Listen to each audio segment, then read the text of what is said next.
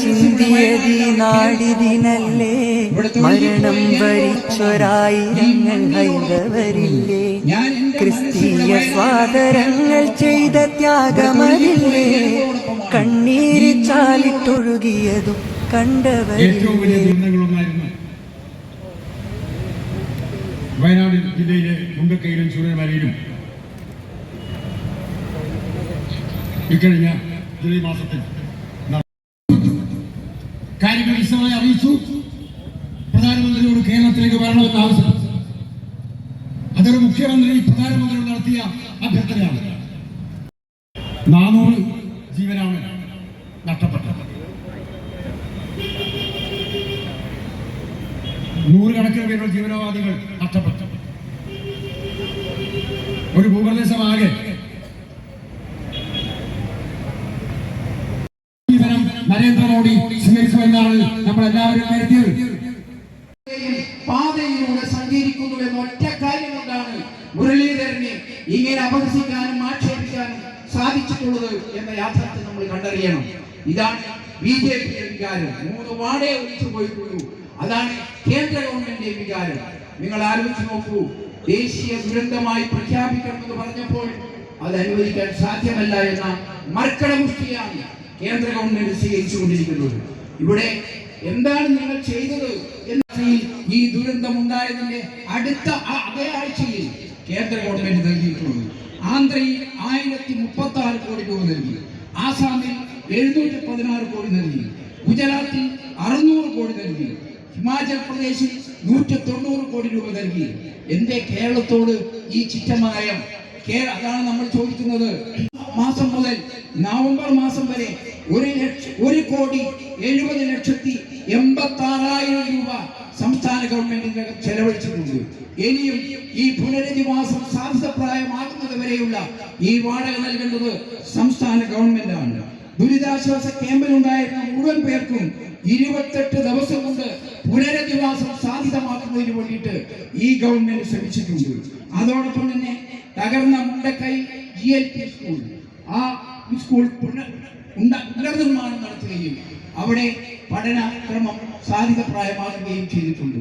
അതുപോലെ തന്നെ അവിടെ ഉണ്ടായിരുന്ന ഈ Vellarmala government vocational higher secondary school മേപ്പാടിയിൽ മാറ്റി സ്ഥാപിച്ചു. അവിടെയും പഠന പ്രക്രിയ ആരംഭിച്ചു കഴിഞ്ഞു. ഈ ചന്ദ്രശേഖരൻ അവർ വിജയപൂർവ്വം ക്ഷണിച്ചു കൊള്ളുകയാണ്. മാത്രമാണ് കണ്ടുകിട്ടിയത്. അങ്ങനെ നോക്കിയാൽ കൃത്യമായി പറഞ്ഞാൽ 400 അതിൽ കൂടുതലോ വരുന്ന 500 അതിലധികം വരുന്ന ആളുകളുടെ ജീവഹാനി ഉൾപ്പെടെ സംഭവിച്ചിട്ടുള്ള ഒരു മഹാദുരന്തമായിട്ട് വേണം, പ്രകൃതിയുടെ ഒരു ദുരന്തമായിട്ട് വേണം നമ്മളതിനെ കാണുക. അതോടൊപ്പം തന്നെ ആയിരക്കണക്കായ ആളുകൾക്ക് സാരമായി പരിക്കേൽക്കുകയും അതിൻ്റെ ഭാഗമായി ചികിത്സ നേടുകയും ചികിത്സയിൽ ഇപ്പോഴും തുടരേണ്ടി വരികയും ചെയ്യുന്ന ആളുകൾ ഉൾപ്പെടെയുള്ളതാണ്. ഇപ്പോൾ കേരളത്തിലും അതിനപ്പുറത്തുള്ള മലയാളികൾക്കെല്ലാം അത് ഏറെക്കുറെ ബോധ്യമാണ്. അങ്ങനെ ബോധ്യമായ ഒരു വിഷയത്തിൽ ഫെഡറൽ സംവിധാനം നിലനിൽക്കുന്ന നമ്മുടെ രാജ്യത്ത് ഈ സംസ്ഥാനത്തോട് കേന്ദ്ര ഗവൺമെന്റ് സ്വീകരിക്കുന്ന നിഷേധാത്മകമായ നിലപാടാണ് ഏറ്റവും പ്രധാനപ്പെട്ട വിഷയമായി നമ്മൾ ചർച്ച ചെയ്യുന്നത്. ഇതല്ല എന്നത് നമ്മുടെ രാജ്യത്തെ വിവിധ സംസ്ഥാനങ്ങളിൽ ഉണ്ടായ ദുരന്തങ്ങൾക്ക് നൽകിയ സഹായങ്ങളൂടെ പറഞ്ഞു. ഏതെല്ലാം പ്രദേശങ്ങളിൽ ഉണ്ടായിട്ടുണ്ടോ, മഹാരാഷ്ട്രയിലുള്ളപ്പോൾ, ആന്ധ്രയിലുള്ളപ്പോൾ, ആസാമിലുള്ളപ്പോൾ, ഹിമാചൽ പ്രദേശിലുള്ളപ്പോൾ, അങ്ങനെ എല്ലാ മേഖലകളിലും നടത്തിയിട്ടുള്ള പ്രവർത്തനങ്ങളിലെല്ലാമാണ്. പക്ഷെ കേരളത്തെ സംബന്ധിച്ചിടത്തോളം പാടുന്നവരല്ലോ അത്തരം ആളുകൾക്ക് സഹായം ചെയ്യേണ്ടതുണ്ടോ എന്നാണ് അവരുടെ ഇപ്പോഴുള്ള നിലപാട്. നമുക്കെല്ലാം അറിയാം, രാജ്യത്തെ സംസ്ഥാനത്തായാലും രാജ്യത്തായാലും ഖജാനാവിലുള്ള പണമെന്ന് പറയുന്ന രാജ്യത്തെ ജനങ്ങളിൽ നിന്ന് പിരിച്ചെടുക്കുന്ന നികുതി പണമാണ്. വിവിധങ്ങളായ പേരുകളിൽ പിരിച്ചെടുക്കപ്പെടുന്ന പണമാണ് നമ്മുടെ ഖജാനാവിൽ. അതേതെങ്കിലും ഒരു രാഷ്ട്രീയ കക്ഷിയുടെ നിയന്ത്രണത്തിനനുസരിച്ച് മാത്രം തീരുമാനിക്കേണ്ട വിഷയമല്ല. അധികാരത്തിലിരിക്കുന്ന ബിജെപിക്കോ ബിജെപിയുടെ NDA കക്ഷികൾക്കോ ഈ രാജ്യത്ത് കൊടുത്തില്ലെങ്കിൽ എങ്ങനെയാണ് ഇവർ വാങ്ങുക എന്നതാണ്. അതിനെക്കുറിച്ച് മറ്റു ചില കാര്യങ്ങളൊക്കെ ഇവിടെ സൂചിപ്പിച്ചുകൊണ്ട് ഞാനത് ആവർത്തിക്കുന്നില്ല. വേറെ ചില സാങ്കേതികമായ വിഷയങ്ങൾ മാത്രമാണ് ഞാൻ പറയുന്നത്. എന്താണ് ആളുകളെ പറഞ്ഞ് പറ്റിക്കാനുള്ളത്? ഇപ്പോൾ അവർ പറയുകയാണ് 290 1 കോടി രൂപ സംസ്ഥാന ഗവൺമെന്റിന് ഡിസാസ്റ്റർ മാനേജ്മെന്റിന് വേണ്ടി ഞങ്ങൾ നൽകിയിട്ടുണ്ട്. എന്താണ് ആ 291 കോടി രൂപ? സന്ദർഭങ്ങളിൽ ഉണ്ടായിട്ടുള്ള ദുരിതങ്ങളെയൊക്കെ കണക്കിലെടുത്ത് ഓരോ സംസ്ഥാനങ്ങൾക്കും നൽകുന്ന വിഹിതമെന്ന നിലക്കാണ് ധനകാര്യ കമ്മീഷണർ നിശ്ചയിക്കുന്നത്. ആ 291 കോടി രൂപ ആ കിട്ടിയ പണം എല്ലാവർക്കും അറിയേണ്ട ഒരു കാര്യമാണ്. അത് ചില വ്യവസ്ഥകൾക്ക് ഈ മാനദണ്ഡത്തിനനുസരിച്ച് മാത്രം ചെലവ് ചെയ്യാൻ കഴിയും. എന്ന് പറഞ്ഞാൽ ഒരു സംസ്ഥാനത്തിന്റെ പരിധിയിൽ വരാത്ത, സംസ്ഥാനത്തിന് പോലും പരിഹാരം ഉണ്ടാക്കാൻ കഴിയാത്ത ഒരു ദേശീയാടിസ്ഥാനത്തിൽ അനിവാര്യമായും സാമ്പത്തിക സഹായം ചെയ്യേണ്ട, വിദേശങ്ങളിൽ ഉൾപ്പെടെ സഹായം സ്വീകരിക്കാവുന്ന തരത്തിലുള്ള ഒരു ഡിസാസ്റ്റർ 4 ലക്ഷം രൂപ മാത്രമേ ഇതിൽ നിന്ന് കൊടുക്കാൻ കഴിയൂ. അതിൽ കൂടുതൽ പണം കൊടുക്കണമെങ്കിൽ മുഖ്യമന്ത്രിയുടെ ദുരിതാശ്വാസ നിധിയിൽ നിന്നുള്ള പണം കൊടുക്കണം. കേന്ദ്രം അനുവദിച്ചു തന്നിട്ടുള്ള ഫണ്ടിന്റെ വിനിയോഗത്തിൽ സംസ്ഥാന ഗവൺമെന്റിന് എങ്ങനെ അത് വിനിയോഗിക്കാമെന്നുള്ളതിന് ഇപ്പോഴുള്ള നിയന്ത്രണങ്ങൾ ഇളവ് ചെയ്യണം. അന്നും അത് മാറ്റിയിട്ടില്ല, ഇന്നും അത് മാറ്റിയിട്ടില്ല. അതുകൊണ്ട് മരണപ്പെട്ടാൽ 4 ലക്ഷമേ കൊടുക്കാൻ കഴിയൂ. വീട് പരിപൂർണമായി തകർന്നാൽ 1,30,000 ഒക്കെ കേരളത്തിൽ വന്ന് നിന്നുകൊണ്ട് കേരള വിരുദ്ധമായ പ്രചാരണങ്ങൾ സംഘടിപ്പിക്കുകയാണ്. 3.5 കോടി വരുന്ന കേരളത്തിലെ ജനങ്ങളുടെ ഭാവിയെ തകർക്കുന്ന നടപടിയാണ് കേന്ദ്ര ഗവൺമെന്റ് സ്വീകരിച്ചുകൊണ്ടിരിക്കുന്നത്. അവരുടെ സാമ്പത്തിക സഹായം ചെയ്യാൻ ഇപ്പോൾ നിങ്ങൾക്ക് എല്ലാവർക്കും അറിയാം. 4 മാസം കഴിഞ്ഞു, ഇവിടെ പറഞ്ഞല്ലോ, 4 മാസവും ഒരാഴ്ചയുമാകുന്നു.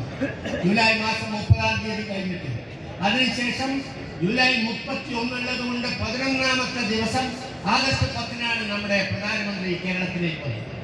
അദ്ദേഹം വരുമ്പോൾ തന്നെ അതോടൊപ്പം കേന്ദ്രത്തിൽ കഴിയും നമ്മുടെ കേരളത്തിൽ നിന്നുള്ള LDF, UDF വ്യത്യാസമില്ലാതെ MP-മാർ എല്ലാവരും ചേർന്നുകൊണ്ട് കേന്ദ്ര ആഭ്യന്തരമന്ത്രിക്ക് ഇത് സംബന്ധിച്ച് നൽകുന്ന നിവേദനത്തിന്റെ ഒരു പടമൊക്കെ നമുക്ക് കാണാൻ കഴിയും. എന്ന് പറഞ്ഞാൽ ഇപ്പോഴും കേന്ദ്ര ഗവൺമെന്റ് ആവർത്തിച്ച് കേരളം ഒറ്റക്കെട്ടായി നിന്നുകൊണ്ട് നിയമസഭ പ്രമേയം പാസാക്കി.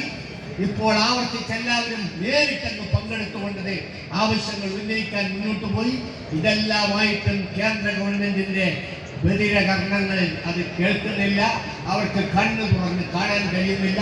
കേരളത്തിന്റെ ദൈന്യതയാർന്ന ഇന്നത്തെ അവസ്ഥക്ക് ഒരു പരിഹാരം ഉണ്ടാക്കാനുള്ള നടപടി പ്രധാനമന്ത്രി ഇവിടെ എടുത്ത് കോയിലെടുത്ത് ഓമനിച്ച് പുറങ്ങൾ തടവി വലിയ ലോകത്തിന്റെ മുമ്പിൽ നരേന്ദ്രമോദിക്ക് ഒരു ഇമേജ് ഉണ്ടായി. അതല്ലാതെ ഈ കുട്ടികളുണ്ടായി. നരേന്ദ്രമോദി ലോകത്തിന്റെ മുമ്പിൽ വലിയ വാഴ്ത്തപ്പെട്ടവനായി. ഒരു ചെറിയ കുട്ടിയെ എടുക്കുന്നു, ആ കുട്ടിയോട് വേദനകൾ പങ്കെടുക്കുന്നത് പോലെ എല്ലാ കാര്യങ്ങളും ഞങ്ങൾ നടപ്പാക്കാമെന്ന് പറയുന്നു. നിങ്ങൾ ആരും വേദനിക്കേണ്ടി വരില്ല എന്ന് പറയും. നമുക്കൊരിക്കലും മറക്കാൻ കഴിയാത്ത മറ്റൊരു കഥാപാത്രമാണ് അവിടെ ശ്രുതി. നിങ്ങളെല്ലാവരും ഓർക്കുന്നുണ്ടാവും. അവരുടെ കുടുംബം പൂർണ്ണമായി നഷ്ടപ്പെട്ടു. ശ്രുതിയുമായി ബന്ധപ്പെട്ട് അവരെ കല്യാണം കഴിക്കാൻ തീരുമാനിച്ച ആളുകൾ ഉൾപ്പെടെ പിന്നീട് മരണപ്പെട്ടു. ഏറ്റവും വലിയ വേദന പിന്നിൽ നിൽക്കുന്ന അത്തരം ശ്രുതികളുടെ എണ്ണത്തിൽ 21 പേരുണ്ടാവും. എന്താണെന്ന് അറിയുമോ? ആ 21 പേരിൽ 10 പേർ സ്ത്രീകളും 5 പേർ പുരുഷന്മാരും 6 പേർ കുട്ടികളുമാണ്. ഈ നിരാലംബരെന്ന് നിങ്ങൾ കാണുന്ന ആളുകളുടെ രക്ഷകനായി ഞാൻ ഉണ്ടാകുമെന്ന് പറഞ്ഞപ്പോൾ ഉള്ളുകൊണ്ട് സന്തോഷാശ്വക്കൾ ഉണ്ടായി ഈ ദുഃഖത്തിനിടയിൽ. പക്ഷേ ഇതെല്ലാം വാക്കുകൾ മാത്രമായിരുന്നു. ഈ വാക്കുകൾ ഒന്നും യാഥാർത്ഥ്യമാക്കാൻ നമ്മുടെ രാജ്യത്തെ പ്രധാനമന്ത്രി അദ്ദേഹം നിന്നും കണ്ടതുപോലെ നടിക്കുന്നേയില്ല. പിന്തുണയുണ്ടാകണം എന്ന് മാത്രം ഈ സന്ദർഭത്തിൽ സൂചിപ്പിച്ചുകൊണ്ട് ഈ എല്ലാ സമരസഖാക്കളെയും അഭിവാദ്യം ചെയ്തുകൊണ്ട് ഈ പരിപാടി ഉദ്ഘാടനം ചെയ്ത് അറിയിച്ചുകൊണ്ട് നിർത്തുന്നു. നമുക്ക് ആവശ്യമായ സഹായങ്ങൾ ലഭിക്കും എന്ന ഒരു കേന്ദ്ര ഗവൺമെന്റിനെയാണ് നമുക്ക് കാണാൻ കഴിഞ്ഞിട്ടുള്ളത്. ഇങ്ങനെ ഒരു സമരവുമായി ഒരിക്കലും ഭരിക്കുന്ന ഗവൺമെന്റിൽ കാണാൻ കഴിയുന്നത്. അതിന് ഒത്താശ ചെയ്യുന്ന കക്ഷികളും നമ്മുടെ സംസ്ഥാനത്തുണ്ട്. കേരളത്തിലെ ജനങ്ങളാകെ ഒറ്റക്കെട്ടായി മുന്നോട്ട് വന്നപ്പോൾ കേരളം ഇച്ഛാശക്തിയോടുകൂടി ഭരിക്കുന്ന ഇടതുപക്ഷ ജനാധിപത്യ മുന്നണി സഖാവ് പിണറായിയുടെ നേതൃത്വത്തിൽ ഈ നാട്ടിലെ മുഴുവൻ ജനങ്ങളുടെ സഹായത്തോടു കൂടി ചേർത്ത് പിടിച്ചു മുന്നോട്ട് പോകുമ്പോൾ കേന്ദ്ര സഹായം ലഭിക്കണം എന്നുള്ളത് 120ഓളം പേര് ജീവൻ അപഹരിച്ച ഈ മഹാദുരന്തം, ആയിരക്കണക്കിന് പേരുടെ ജീവിതോപാധ്യായമാണ് അവസാനിച്ചത്. ഗർഭങ്ങളായ നമ്മുടെ നാട്ടിലെ തൊട്ടടുത്ത ജില്ലയിലെ ഒരു പ്രദേശമാകെ തന്നെ പ്രകൃതിക്ഷോഭത്താൽ തകർന്നു കിടക്കുന്നു. 450ഓളം ആളുകളെ കാണാതായിരിക്കുന്നു. അവരന്ന് വരെ അധ്വാനിച്ചുണ്ടാക്കിയ സർവസ്വവും ആ പേമാരിയിൽ ആ പ്രകൃതി ദുരന്തത്തിൽ നഷ്ടപ്പെട്ടു. നമ്മളാകെ കേരളത്തിലെ മുഴുവൻ ആളുകളും ലോകത്തിലെ തന്നെ മുഴുവൻ ആളുകളും ഇത് വല്ലാത്ത രീതിയിൽ ഭയാനകമായി ഭീതിയോടെ പ്രയാസത്തോടെ കണ്ടു. കേരളത്തിന്റെ ഉദ്ദേശനായ മുഖ്യമന്ത്രിയും അതുപോലെ സഹോദരി സഹോദരന്മാർ, ഇന്ന് നമ്മളിവിടെ ഈ സമരം നടത്താൻ ഇടയായിട്ടുള്ള കാരണങ്ങൾ സംബന്ധിച്ച് രാഷ്ട്രീയ ഉത്തരവാദിത്വം, ആ ഉത്തരവാദിത്തോടൊപ്പം കാഴ്ചപ്പാടാണ്. കാരണം അധ്വാനിക്കുന്നവരുടെയും പാവപ്പെട്ടവരെയും തൊഴിലാളികളെയും കൃഷിക്കാരുടെയും എല്ലാം രാഷ്ട്രീയ പ്രതിനിധാനമാണ് ഇടതുപക്ഷം. അതുകൊണ്ട് രാഷ്ട്രീയ ഉത്തരവാദിത്വം എന്നുള്ള നിലയിൽ കൂടിയാണ് നിർവഹിക്കുന്നത്. ഇനി അതിനും അപ്പുറം ഒരു സംസ്ഥാനത്തോടും ഒരു ജനതയോടും ഒരു നാടിനോടും ഇത്രയും അപകടനാപരമായുള്ള സമീപനം ഒരു കേന്ദ്രം ഭരിക്കുന്ന ഭരണാധികാരികൾ സ്വീകരിക്കുമ്പോൾ അതിനോട് അനുരഞ്ജനത്തിന്റെ പാത സ്വീകരിക്കാൻ കേരളത്തിലെ ഇടതുപക്ഷ ജനാധിപത്യ മുന്നണി ഗവൺമെന്റ് തയ്യാറില്ല. അതിൽ നിന്ന് വ്യത്യസ്തമായി കേന്ദ്ര ഗവൺമെന്റിന്റെ തെറ്റായിട്ടുള്ള നീക്കത്തിനെതിരെ കേരളത്തോട് കാണിക്കുന്ന തുടർച്ചയായ അവഗണനയ്ക്കെതിരെ വേണ്ടി വന്നാൽ ഒരു സമരായുധമായിട്ട് ഈ സർക്കാരിനെ മാറ്റിയെടുക്കുമെന്നുള്ളതല്ലേ ഏറ്റവും പ്രധാനപ്പെട്ട തെളിവാണ് ഈ കഴിഞ്ഞ നാളുകളിൽ ഈ ഗവൺമെന്റ് തന്നെ മുൻകൈയെടുത്തിട്ടുള്ള കേന്ദ്രവിരുദ്ധ സമര പ്രക്ഷോഭ പരിപാടികൾ. ഇവിടെ എനിക്ക് മുമ്പ് സംസാരിച്ച നേതാക്കൾ സൂചിപ്പിച്ചു കാഴ്ചപ്പാടാണ്. കാരണം അധ്വാനിക്കുന്നവരുടെയും പാവപ്പെട്ടവരെയും തൊഴിലാളികളെയും കൃഷിക്കാരുടെയും എല്ലാം രാഷ്ട്രീയ പ്രതിനിധാനമാണ് ഇടതുപക്ഷം. അതുകൊണ്ട് രാഷ്ട്രീയ ഉത്തരവാദിത്വം എന്നുള്ള നിലയിൽ കൂടിയാണ് നിർവഹിക്കുന്നത്. ഇനി അതിനും അപ്പുറം ഒരു സംസ്ഥാനത്തോടും ഒരു ജനതയോടും ഒരു നാടിനോടും ഇത്രയും അപകടനാപരമായുള്ള സമീപനം ഒരു കേന്ദ്രം ഭരിക്കുന്ന ഭരണാധികാരികൾ സ്വീകരിക്കുമ്പോൾ അതിനോട് അനുരഞ്ജനത്തിന്റെ പാത സ്വീകരിക്കാൻ കേരളത്തിലെ ഇടതുപക്ഷ ജനാധിപത്യ മുന്നണി ഗവൺമെന്റ് തയ്യാറില്ല. അതിൽ നിന്ന് വ്യത്യസ്തമായി കേന്ദ്ര ഗവൺമെന്റിന്റെ തെറ്റായിട്ടുള്ള നീക്കത്തിനെതിരെ കേരളത്തോട് കാണിക്കുന്ന തുടർച്ചയായ അവഗണനയ്ക്കെതിരെ വേണ്ടി വന്നാൽ ഒരു സമരായുധമായിട്ട് ഈ സർക്കാരിനെ മാറ്റിയെടുക്കുമെന്നുള്ളതല്ലേ ഏറ്റവും പ്രധാനപ്പെട്ട തെളിവാണ് ഈ കഴിഞ്ഞ നാളുകളിൽ ഈ ഗവൺമെന്റ് തന്നെ മുൻകൈയെടുത്തിട്ടുള്ള കേന്ദ്രവിരുദ്ധ സമര പ്രക്ഷോഭ പരിപാടികൾ. ഇവിടെ എനിക്ക് മുമ്പ് സംസാരിച്ച നേതാക്കൾ സൂചിപ്പിച്ചു. ഇതെല്ലാം വേണ്ടേ? അത് സംസ്ഥാനം മാത്രം വിചാരിച്ചാൽ നടക്കുന്ന കാര്യമാണ്. അത് കേവലം മുഖ്യമന്ത്രിയുടെ ദുരിതാശ്വാസ നിധിയിലേക്ക് കുറേ ആൾ സംഭാവന ചെയ്താൽ മാത്രം നടക്കുന്ന കാര്യമാണ്. അതിന് കേന്ദ്ര ഗവൺമെൻറ് സഹായിക്കണ്ടേ? ആ സഹായം നൽകാതിരുന്നാൽ എങ്ങനെയാണ് ഇവരെ പുനരധിവസിപ്പിക്കുക? അക്കാര്യത്തിൽ കേന്ദ്ര ഗവൺമെൻറ് എടുക്കുന്നത് ഒരു ഭയനിര്യാതനമായ സമീപനമാണ്, രാഷ്ട്രീയ പകപോക്കലാണ്. അങ്ങനെ ഒരു നിലപാടെടുക്കാൻ പാടില്ലെന്നുകൊണ്ടാണ് സമരത്തിലേക്ക് വരേണ്ടി വന്നത്. ആ നടപടി സ്വീകരിക്കാത്ത കേന്ദ്ര ഗവൺമെൻറ്റിൻ്റെ ധിക്കാരപരമായ നടപടിക്കെതിരായിട്ടാണ്, നിലപാടിനെതിരായിട്ടാണ് ഇന്ന് സംസ്ഥാന വ്യാപകമായി ഇടതുപക്ഷ രാജ്യത്തെ മുന്നണിയുടെ നേതൃത്വത്തിലുള്ള സമരം നടക്കുന്നത്. ആ സമരത്തിൻ്റെ ഭാഗമായി ഇവിടെ പങ്കെടുത്ത എല്ലാവരെയും അഭിവാദ്യം ചെയ്തുകൊണ്ട് എൻ്റെ പറയാനുള്ള സാഹചര്യമില്ലാത്തത് കൊണ്ട് നമുക്ക് കിട്ടില്ല എന്നതാണ്. ഇതെല്ലാം വേണ്ടേ? അത് സംസ്ഥാനം മാത്രം വിചാരിച്ചാൽ നടക്കുന്ന കാര്യമാണ്. അത് കേവലം മുഖ്യമന്ത്രിയുടെ ദുരിതാശ്വാസ നിധിയിലേക്ക് കുറേ ആൾ സംഭാവന ചെയ്താൽ മാത്രം നടക്കുന്ന കാര്യമാണ്. അതിന് കേന്ദ്ര ഗവൺമെൻറ് സഹായിക്കണ്ടേ? ആ സഹായം നൽകാതിരുന്നാൽ എങ്ങനെയാണ് ഇവരെ പുനരധിവസിപ്പിക്കുക? അക്കാര്യത്തിൽ കേന്ദ്ര ഗവൺമെൻറ് എടുക്കുന്നത് ഒരു ഭയനിര്യാതനമായ സമീപനമാണ്, രാഷ്ട്രീയ പകപോക്കലാണ്. അങ്ങനെ ഒരു നിലപാടെടുക്കാൻ പാടില്ലെന്നുകൊണ്ടാണ് സമരത്തിലേക്ക് വരേണ്ടി വന്നത്. കേരളത്തിലെ ജനങ്ങൾ വിശ്വസിച്ചു. വിമാനം മറിഞ്ഞത് ഉടനെ തന്നെ വയനാടിലെ അധികൃതർക്ക് സഹായം അനുവദിച്ചുകൊണ്ടുള്ള ഉത്തരവാദിത്തപ്പെട്ട കേന്ദ്രത്തിന്റെ പ്രധാനമന്ത്രിയുടെ പ്രഖ്യാപനം ഉണ്ടാകുമെന്ന് കേരളത്തിലെ ജനങ്ങൾ വിശ്വസിച്ചു. കേരളത്തിലെ ജനങ്ങൾ മാത്രമല്ല, ഈ ദുരിതം നേരിൽ കാണുന്ന ഇന്ത്യയിലെ ജനങ്ങൾ ഒന്നടങ്കം വിശ്വസിച്ചു പ്രധാനമന്ത്രി പ്രഖ്യാപിക്കുമെന്ന്. എന്നിട്ട് കുറച്ച് ദിവസങ്ങൾ കഴിഞ്ഞതിനു ശേഷം പറഞ്ഞു സംസ്ഥാനത്തിന്റെ വിശദ റിപ്പോർട്ട് വരട്ടെ, സംസ്ഥാനത്തിന്റെ റിപ്പോർട്ട് വന്നതിന് ശേഷം പരിശോധിക്കാമെന്ന് പറഞ്ഞത്.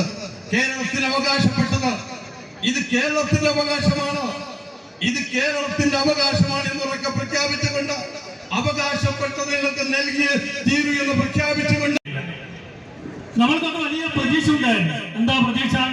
ഇന്ത്യയുടെ ഒരു പ്രധാനമന്ത്രിയാണ് വലിയ ഒരു ദുരന്തം കണ്ട ഒരു നാട്ടിൽ വന്നു ചേരുന്നത്. നല്ല കാര്യമാണ്. പ്രധാനമന്ത്രി നേരിട്ട് ഈ ദുരന്തത്തിൽ അകപ്പെട്ട എല്ലാ സ്ഥലങ്ങളിലും ആസൂത്രണം ഉൾപ്പെടെയുള്ള സ്ഥലങ്ങളിലും ഇന്ത്യയുടെ പ്രധാനമന്ത്രി വളരെ പെട്ടെന്ന് അടിയന്തര സഹായം പ്രഖ്യാപിക്കുമെന്ന് ഇന്ത്യയിലെ ജനങ്ങളും കേരളത്തിലെ ജനങ്ങളും പ്രതീക്ഷിച്ചു. പക്ഷെ ഒരു രാഷ്ട്രീയ നാടകമാണ് ഇന്ത്യ ഭരിക്കുന്ന പാർട്ടി BJPയും ഇന്ത്യയുടെ പ്രധാനമന്ത്രിയും അവിടെ നമുക്ക് കാണാൻ വേണ്ടി സാധിച്ചു. രാഷ്ട്രീയ നാടകം വേറൊന്നുമല്ല. 10 വർഷക്കാലം നിരവധി പ്രളയവും ഉരുൾപൊട്ടലും ഒക്കെ വലിയ ദുരന്തങ്ങൾ അതിജീവിച്ച ഒരു സർക്കാരും ഇടതുപക്ഷ മുന്നണിയാണ് കേരളത്തിലുള്ളത്. തീർച്ചയായും കേന്ദ്ര സഹായം എത്ര വൈകിച്ചാലും ആ വയനാടിൽ ജനങ്ങളെ സംരക്ഷിക്കാൻ വേണ്ടി ഈ സംസ്ഥാനങ്ങളിലേക്ക് പോവാണ്. നമ്മുടെ രാജ്യം ഏറ്റവും വലിയ പട്ടിണിയിലേക്ക് പോവുകയാണ്. ഏറ്റവും വലിയ തൊഴിലില്ലായ്മ അവിടെ ഉണ്ടാകുന്നു. ഏറ്റവും വലിയ ദാരിദ്ര്യം അവിടെ ഉണ്ടാകുന്നു. ഇത്തരം സാഹചര്യങ്ങളിൽ ജനങ്ങളെയൊക്കെ ഭിന്നിപ്പിച്ചുകൊണ്ട് അവിടെ ശ്രദ്ധ മാറ്റിക്കൊണ്ട് ഈ ഗവൺമെന്റ് മുന്നോട്ട് പോകാമെന്ന് അവിടെ പ്രധാനപ്പെട്ട അജണ്ട നമുക്കറിയാം. ബാബറി മസ്ജിദ് ചർച്ചയ്ക്ക് ശേഷം ഈ രാജ്യത്തെ ഗ്രാൻഡാസുകൾ അതുപോലെ തന്നെ സമ്പാലും മധുരയും ഉൾപ്പെടെയുള്ള എത്രയോ വർഷക്കാലം ഈ രാജ്യത്തെ പ്രാർത്ഥന നടത്തിയ ആചാരം നടത്തിയ മുസ്ലിം പള്ളികളെ പ്രത്യേക വിഷയമുണ്ടാക്കിക്കൊണ്ട് ഗവേഷണം നടത്തിക്കൊണ്ട് അതൊക്കെ പിടിച്ചെടുത്തുകൊണ്ട് ജനങ്ങളെ ഭിന്നിപ്പിക്കാനുള്ള ശ്രമമായി ഈ രാജ്യം ഭരിക്കുന്ന ഗവൺമെന്റ് മുന്നോട്ട് പോവുകയാണ്. മറ്റു കാര്യങ്ങളൊക്കെ നടക്കുന്നില്ല. ഇന്ന് നടക്കുന്ന ഈ സമരം കേന്ദ്രം ഭരിക്കുന്ന ഗവൺമെന്റ് ഇതിനെ കാണുകയും ആവശ്യമായ അടിയന്തര പ്രഖ്യാപിച്ചുകൊണ്ട് ഈ വയനാടിൽ ഇവിടെ സൂചിപ്പിച്ചു നരേന്ദ്രമോദി ആ ദുരന്തം നേരിട്ട് കണ്ടിട്ടും മനസ്സലിയിക്കാത്ത ഒരു ഫാസിസ്റ്റ് ഭരണാധികാരിയുടെ മുഖമാണ് നമ്മൾ പറയുന്നത് പോലെ നരേന്ദ്രമോദിയുടെ മുഖം. നരേന്ദ്രമോദി ആ ദുരന്തം നേരിട്ട് കണ്ടിട്ടും മനസ്സലിയിക്കാത്ത ഒരു ഫാസിസ്റ്റ് ഭരണാധികാരിയുടെ മുഖമാണ് നമ്മൾ പറയുന്നത് പോലെ നരേന്ദ്രമോദിയുടെ മുഖം. CPയുടെ സംസ്ഥാന നീ തരും ഔദാര്യം ഇല്ലെങ്കിൽ ഈ ഭൂമി മഴക്കുലയാവാൻ നിമിഷം മതി. കാരുണ്യത്തെ മാറി പെയ്യാതിരുന്നാലോ സൃഷ്ടികൾക്കിന്താണ് വേറെ വഴി. കണ്ണീരുണങ്ങാത്ത പാവങ്ങൾ ഞങ്ങൾക്ക് നീ തരും ഔദാര്യം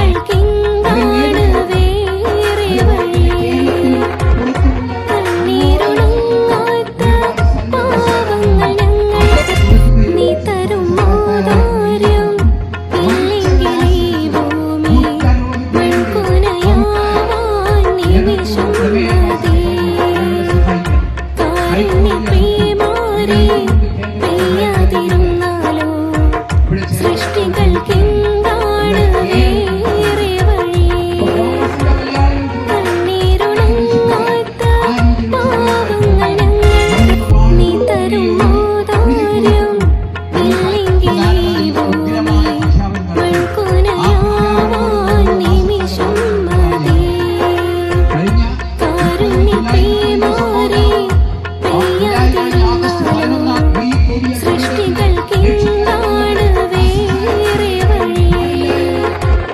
കണ്ണീരുണങ്ങാത്ത പാവങ്ങൾ ഞങ്ങൾ നീ തരും ഔദാര്യം ഇല്ലെങ്കിൽ ഈ ഭൂമി മൺകുനയാവാൻ നിമിഷം മതി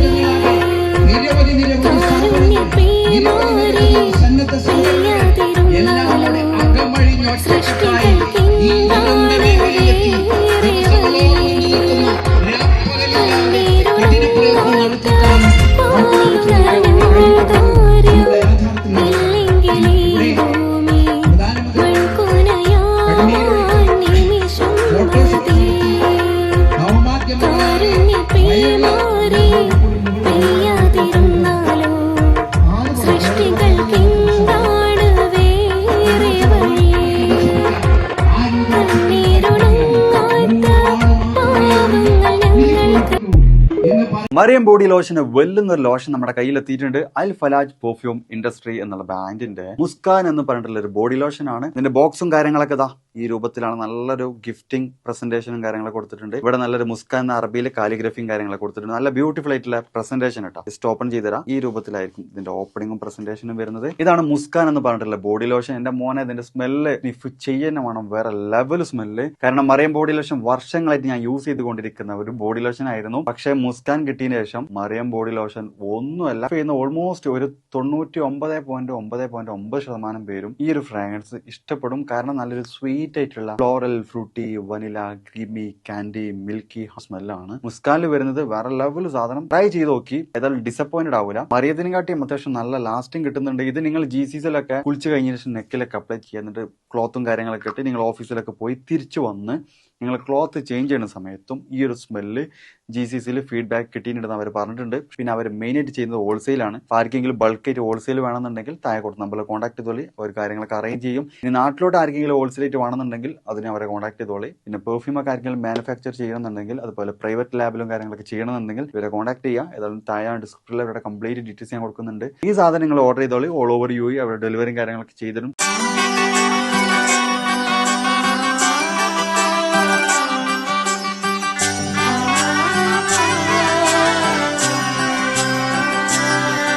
ഇവളണിയും പൊന്നല്ലേ കനവുണരും ദിനമല്ലേ മൊഞ്ചത്തി പെണ്ണിൻ നിൻ മനം പെണ്ണഴകിനു മിഴിവേകി എന്നെന്നും നിന്നില്ലേ മാറ്റേറും പൊന്നിൻ താരമേ